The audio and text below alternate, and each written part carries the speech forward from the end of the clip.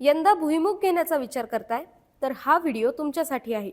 कारण हैदराबाद इथं असलेल्या इक्रिसॅटने म्हणजेच आंतरराष्ट्रीय पातळीवरच्या कोरडवाहू शेतीवर संशोधन करणाऱ्या संस्थेने असे 2 वाण विकसित केलेत, ज्यामुळं भुईमुग उत्पादक शेतकऱ्यांचं उत्पादन वाढू शकतं. त्यातल्या त्यात ओलिक ॲसिडमुळं ते शरीरासाठीही चांगलं असेल आणि देशातल्या तेलाचंही उत्पादन वाढेल. कोणते आहेत हे 2 वाण आणि ओलिक ॲसिड म्हणजे नक्की काय असतं, त्याचा आपल्या शरीरासाठी काय फायदा असतो, हे सगळं आजच्या या व्हिडिओमधून आपण जाणून घेणार आहोत. त्यामुळं व्हिडिओ शेवटपर्यंत नक्की बघा. International crops research institute for the semi arid tropics म्हणजेच आंतरराष्ट्रीय कोरडवाहू शेती संशोधन संस्थेने जे 2 वाण विकसित केलेत ते आहेत ICGV 2012-14 आणि ICGV 18-10-30. यांचं पहिलं वैशिष्ट्य असं की या दोन्ही वाणांमध्ये ओलिक ॲसिडचं प्रमाण जास्त आहे. आता तुम्ही म्हणाल की हे ओलिक ॲसिड नक्की काय आहे? तर सोप्या भाषेत सांगायचं झालं तर भुईमुगाच्या तेलामध्ये असणारा स्निग्ध पदार्थाचा प्रकार. स्निग्ध पदार्थाचे 2 प्रकार असतात.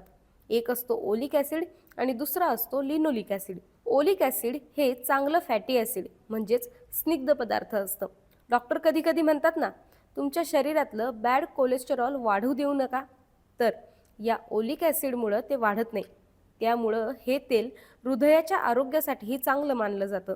हार्टच्या पेशंटला डॉक्टर कधी कधी सांगतात ना की तुम्ही करडईचं तेल खा, ऑलिव्ह ऑइल खा, कारण या दोन्ही तेलांमध्ये मुळातच ऑलिक ॲसिड जास्त असतं. परंतु या दोन्ही वाणांमध्ये ते जास्त आहे. जास्त म्हणजे किती? तर ICGV 2012-14 या वाणात ओलिक ॲसिडचं प्रमाण 81% आहे, तर ICGV 18-10-30 या वाणात ते 78% आहे. याशिवाय जास्त ओलिक ॲसिड असल्यामुळं तेल लवकर खराब होत नाही, त्यातलं पोषण मूल्यही टिकून राहतं आणि त्यामुळं अन्न प्रक्रिया उद्योग, खाद्यतेल उत्पादन करणाऱ्या कंपन्या आणि आरोग्याबद्दल जागरूक ग्राहकांमध्ये या तेलाची मागणी वाढते. आता तुम्ही म्हणाल दुसरे वाण असतीलच की ज्यामध्ये ओलिक ॲसिड चांगलं असेल, किंवा तुमच्यातले काही जण म्हणतील की ते ओलिक ॲसिडचं सोडा, उत्पादन किती येतंय ते सांगा. काळजी करू नका, तेही सांगते. तर गिरनार 4 आणि गिरनार 5 या वाणांमध्ये 78.5 आणि 78.4% ओलिक ॲसिड असतं. बाकी बऱ्याच वाणांमध्ये ते सरासरी 40 ते 50% इतकंच असतं. परंतु ICGV 18-10-30 या वाणाच्या 3 वर्षांच्या चाचण्यांमध्ये गिरनार 3 वाणाच्या तुलनेत सुमारे 7% जास्त शेंगांचं उत्पादन मिळाल्याचं संशोधनातून दिसून आलं, असं इक्रिसॅटच्या प्रमुख भुईमुग पैदासकार शास्त्रज्ञ डॉक्टर जानिला पसुपुलेटी यांनी सांगितलं. याशिवाय या वाणांच्या 3 वर्षात विविध भागात चाचण्या करण्यात आल्या. त्यामध्ये कर्नल इथं विभागीय चाचणीत असा निष्कर्ष आला की बहुतेक भागात वापरल्या जाणाऱ्या JL 501 या वाणापेक्षा ICGV 2012-14 या वाणाचं उत्पादन 19% सुधारलंय, असंही इक्रिसॅटने सांगितलंय. याशिवाय या दोन्ही वाणांची वैशिष्ट्य काय आहेत हेही पाहूयात. तर ICGV 18-10-30 हा वाण इक्रिसॅट आणि धारवाड कृषी विद्यापीठानं संयुक्तपणे विकसित केलाय. हे वाण मध्यम कालावधीचं आहे, तर याची वाढ सरळ आहे आणि उंचीसुद्धा कमी आहे. याला झाडाच्या मुळाजवळ घोसासारख्या शेंगा लागतात, म्हणजेच स्पॅनिश बंच सारख्या.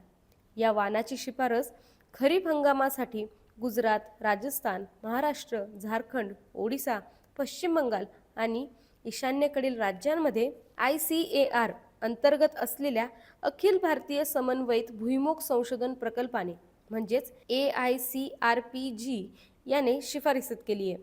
याशिवाय दुसरा वाण ICGV 2012-14 हा वाण इक्रिसॅट आणि जुनागड कृषी विद्यापीठानं संयुक्तपणे विकसित केलाय. हा वाण खरीप हंगामासाठी गुजरात आणि राजस्थान इथं लागवडीसाठी शिफारस करण्यात आलाय.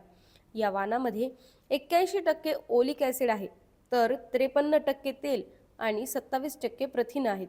या वाणाच्या शेंगा आकाराने मोठ्या आणि आकर्षक असल्यामुळं बाजारात त्यांना चांगली मागणी असू शकते, असा दावाही केला जातोय. चांगलं उत्पादन, जास्त तेल, जास्त पोषण मूल्य आणि जास्त काळ टिकवण, यामुळं हे दोन्ही नवीन भुईमुगाचे वाण शेतकरी, खाद्यतेल उद्योग आणि ग्राहक या तिघांसाठी फायदेशीर राहू शकतात.